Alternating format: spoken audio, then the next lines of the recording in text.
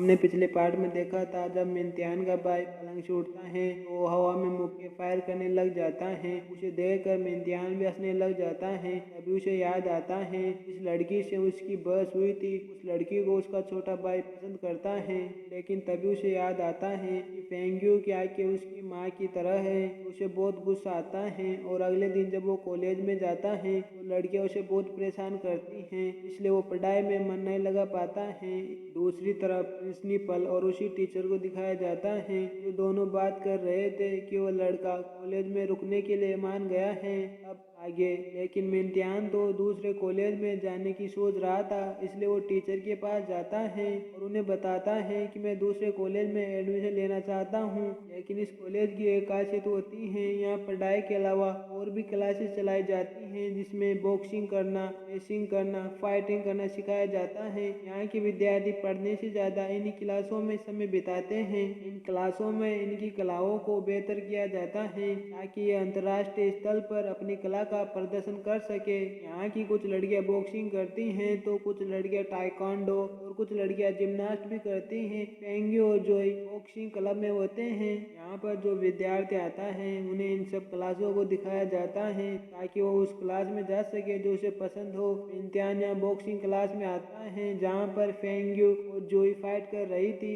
जहाँ पर वो फेंग्यू की फाइटिंग स्किल देखकर हैरान रह जाता है क्योंकि उसकी फाइटिंग स्किल उनके गुरु की तरह ही थी। शायद उसने भी उन्हीं से फाइटिंग स्किल सीखी होगी, लेकिन वो इस बात पर ज्यादा ध्यान नहीं देता है। लड़कियां इम्तिहान को अपने क्लब में शामिल करने के लिए जोर जबरदस्ती करती हैं और एक दूसरे से लड़ने लग जाती हैं। उन दोनों से छुटकारा पाने के लिए इम्तिहान उन क्लब में शामिल नहीं होता है और एक नए क्लब में चला जाता है, स्विमिंग पूल वाले में, और वहाँ जाकर उसमें तैरने लग जाता है और टीचर के आने का इंतजार कर रहा है। लेकिन उस पुल में मच्छियाँ आ जाती हैं। उन्हें देखकर इम्तिहान हैरान हो जाता है। तभी वहाँ पर एक औरत आती है जो उसे बताती है इस क्लब में कम लोग होने के कारण इसे बंद कर दिया गया है, अब यह मच्छी पालन बन चुका है। यह बात सुनकर इम्तिहान निराश हो जाता है और वो कॉलेज बदलने की ठान लेता है, चाहे वहाँ उसे ज्यादा पैसे ही क्यों ना देने पड़े। इसलिए उस टीचर के पास जाता है और कहता है कि मैं कॉलेज बदलना चाहता हूँ, इसके लिए मुझे क्या करना होगा। वो टीचर इम्तिहान को मनाने की काफी कोशिश करता है लेकिन इम्तिहान नहीं मानता है। यहाँ तक कि वो टीचर इम्तिहान की एक फोटो लड़कियों के लिए बना रहे बाथरूम में लगवा देता है, लेकिन इससे भी इम्तिहान नहीं मानता है। उसके बार बार प्रार्थना करने पर वो टीचर उसे बता देते हैं कि दूसरे कॉलेज में एडमिशन लेने का बहुत ही सरल रास्ता है, तुझे एक फॉर्म भरना है, उसे कॉलेज के बॉक्स में डालना है। इम्तिहान ऐसा ही करता है लेकिन उसके सामने एक प्रॉब्लम आ जाती है। जब वो उस फॉर्म को डालने जाता है तो उसके सामने पहले साल पास हुई लड़कियों का एक ग्रुप आ जाता है।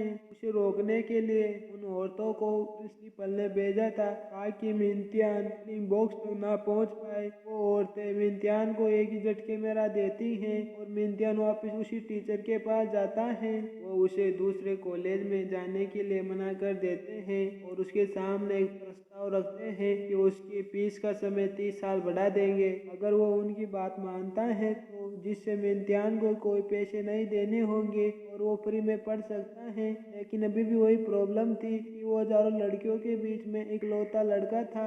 लेकिन इम्तिहान इस ऑफर को ठुकराना भी नहीं चाहता है क्योंकि उसके परिवार की हालत बहुत ही खराब थी। वो उनकी बात मान लेता है। फिर वो बाथरूम में कपड़े बदलने जाता है, वो गलती से लड़कियों के बाथरूम में चला जाता है, लेकिन तभी वहाँ पर फेंग्यू आ जाती है। उसे वहाँ देखकर उसे लात मार कर वहाँ से निकाल देती है। फिर हमें आइसक्रीम की दुकान का सीन दिखाया जाता है जहाँ पर फेंग्यू, ज़ॉम्बी और टाइकोंडो टीम की लीडर वहाँ पर आ जाती हैं और वो तीनों ही बेच करने लग जाती हैं स्ट्रॉबेरी आइसक्रीम का लास्ट कॉइन कौन लेगा। इसके बारे में इम्तिहान को दिखाया जाता है जो खाना डिलीवरी करने जा रहा था। तभी वो रास्ते में देखता है एक छोटे लड़के को कुछ बदमाश लड़के परेशान कर रहे थे, तो वो उस छोटे लड़के को भागने में उसकी मदद करता है। वो बदमाश लड़के इम्तिहान को पकड़ लेते हैं तो इम्तिहान को एक कोने में ले जाकर उसे मारने लग जाते हैं। तभी वहाँ पर उसी कॉलेज की लड़कियां आ जाती हैं। वो बातों से उन्हें समझाने की कोशिश करती हैं लेकिन वो नहीं मानते हैं, तो उन दोनों ग्रुप में फाइट हो जाती हैं।